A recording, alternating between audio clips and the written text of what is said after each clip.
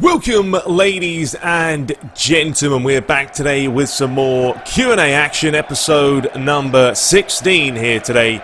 And we have some Man City against West Ham United in the background. Now, we all know today is the final day of the Premier League season. It has come down to the wire, although it's a little bit disappointing. I think we all know now Man City are going to win it today against West Ham, especially at home. And Liverpool really blew their chance, didn't they? They had a chance to do it. They dropped points against Chelsea. They dropped points against Cardiff after being 3-0 up. So they've basically given it to Man City. I'm, of course, disappointed being a United fan. You don't really want to see your rivals taking it home, but it is the way it is. Anyway, into the questions for today. I only have about 8 or 9 or so please submit some more.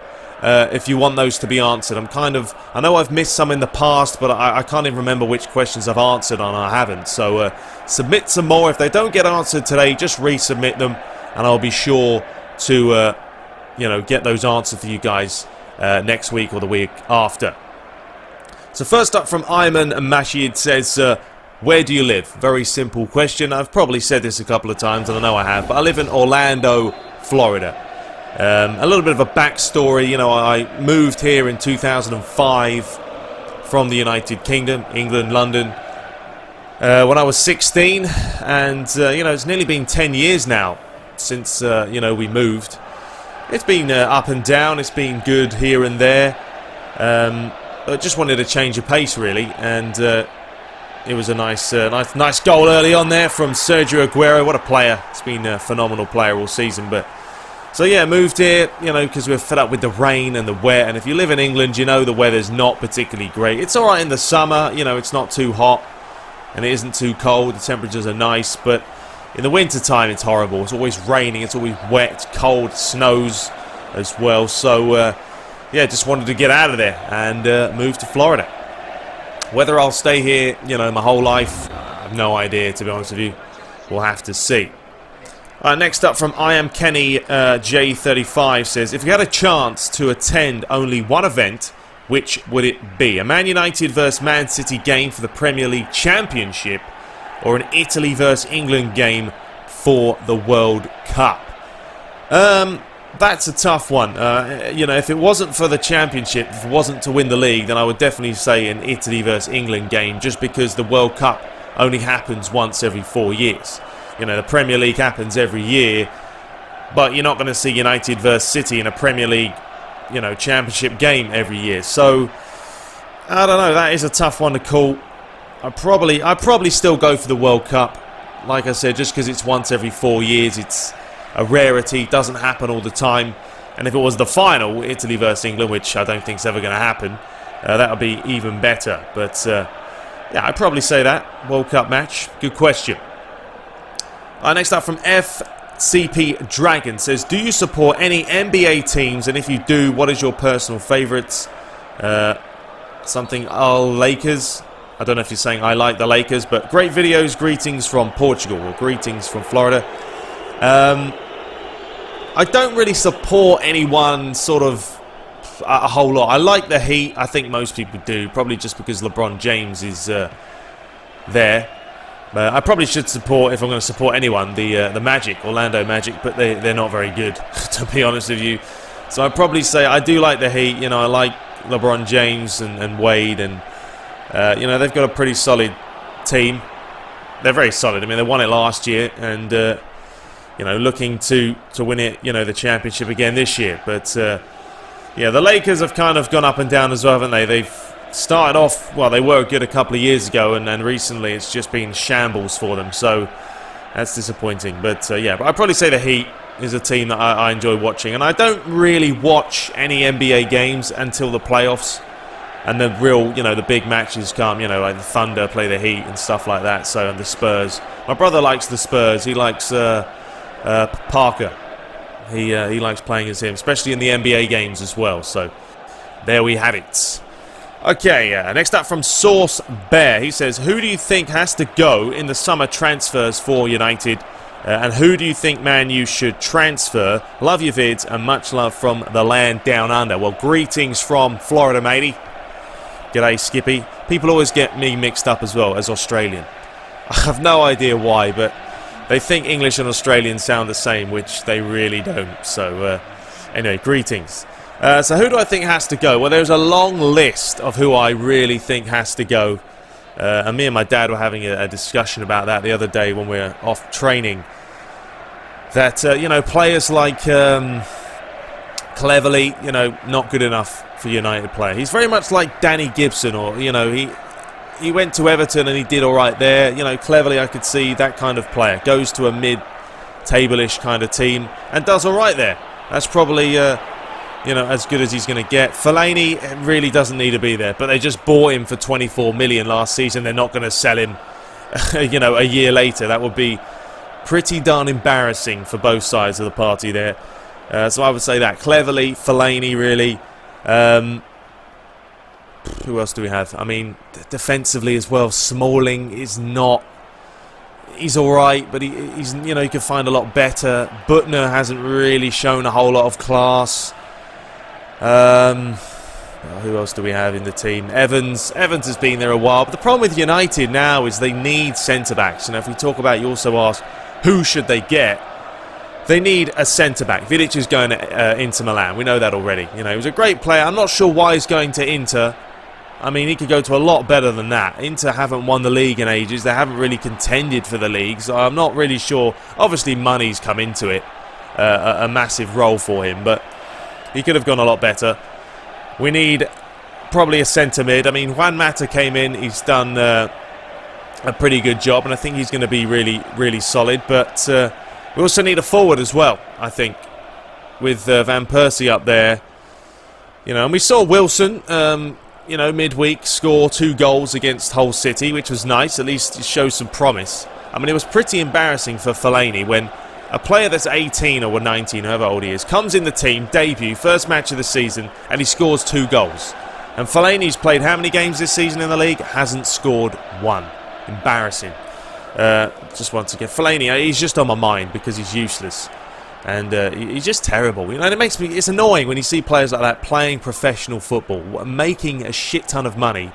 And then they're cack. They're useless. Not even good. But anyway, moving on.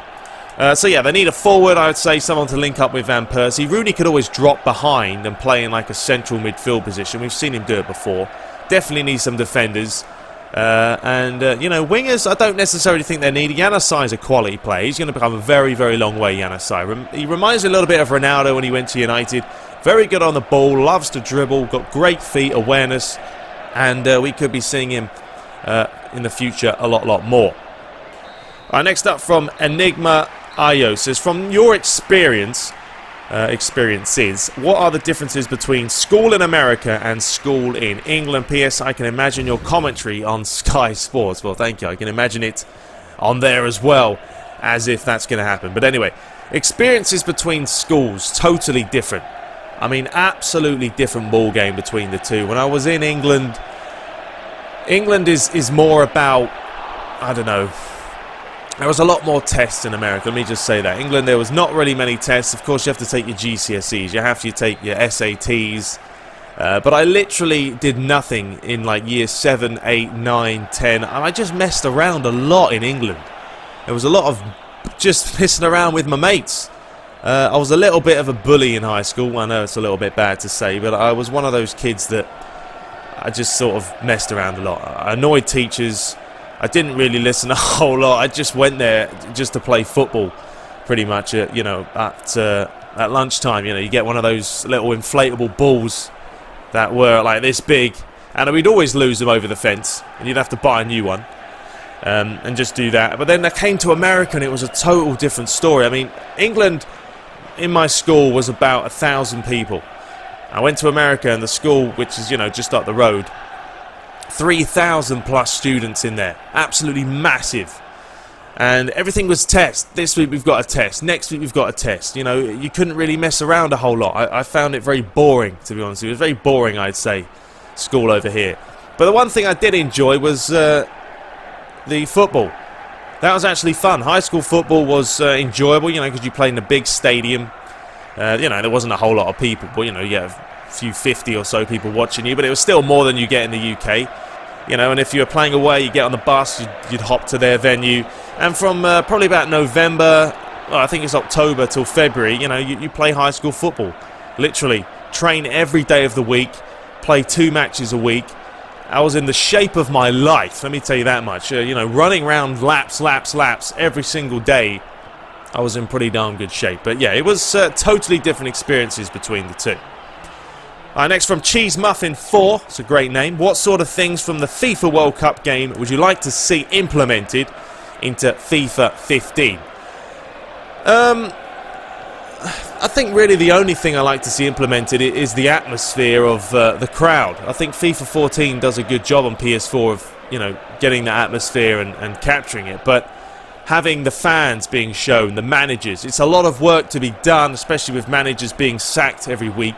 It probably would be kind of hard to do that unless they, you know, they come with new updates every week. But I think that would be good. You know, see the fans, the Spurs, the Man U, the Liverpool fans. That would be good. But apart from that, I don't really think there's a whole lot they implemented. I mean, the goalies, you know, they've got some new animations that they dance around when it's a penalty. You know, sure, add that in there as well. Why not? The corner set pieces are interesting, or I think there's still... Crosses on FIFA are so easy to score from corners. People say stop abusing it, but it's just easy. You know, if you can do a certain technique of just slowly moving the analog real slow, so there's a tiny bit of bend away from the goalie, he won't come out and get it. Defenders don't know what they're doing. Bang, it's a goal. Pro Evo's a different story. So much harder to score from corners, I've found. I don't think I've even scored many on PES 2014, but on FIFA, you know, I score corners all the time. It's just easier. But probably that's the only two things I would say that I like to see implemented from the World Cup game. But let me know in the comments what you guys want to see, if there is anything else. Alright, next up from Jay Asova says, hey TTB, love your vids, Dankeschön. Who do you think should be the new Man United manager? Keep up the good videos, mate. Well, I think Louis van Gaal's going to go there, isn't he? You know, the Netherlands coach manager, which... You know, I guess that's decent. He's got a lot of experience. He knows some of the, you know, he knows the likes of Van Persie, so he'll be happy that he's going there. You know, they were trying to get the Dortmund manager as well. He's not going to leave Dortmund. No way. And also read that, you know, United offered Ancelotti, you know, the Real Madrid manager, around 18 million a year or some pathetic, ridiculous amount to go to Man United. So... You know, they're trying to get some big managers, but, you know, Real Madrid manager's not, you know, Ancelotti's not going to leave. They're not going to get Guardiola. And I don't think Guardiola would suit Man United's style of play. You know, he's gone to Bayern Munich and he's done well, but he's kind of sort of turned them into Barcelona now. He's just playing that very intricate one-touch, two-touch football instead of getting the ball on the edge of the box and hitting it. Shoot! You know, we saw what Real Madrid did against Bayern Munich. They smashed them because they caught them on the break. Bayern Munich were attacking, but they were playing around with it on the box. As soon as Real Madrid got it, bang, sprung the break. Bale's ridiculously fast. Ronaldo's ridiculously fast. You're not going to catch him. Ended up getting mullered. So, I don't think that kind of manager would suit them. But I think they're going to get Van Gaal, and hopefully he does a better job than Moyes. I think he will. He won't come in and he won't disrupt the whole team like Moyes did. He was very arrogant. He wanted to do it his own way.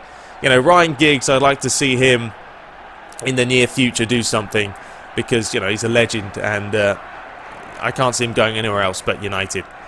Alright, and probably got one final one here. Got about a minute left. Who do you think will win the World Cup and why do you think that? I'm going to say the favourite straight off the bat, Brazil, because it's in their home country. The atmosphere is going to be crazy and I think the hosts always do well.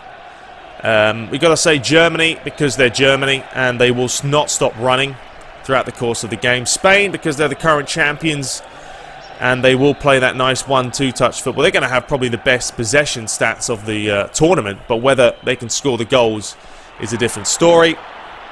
Who else we got?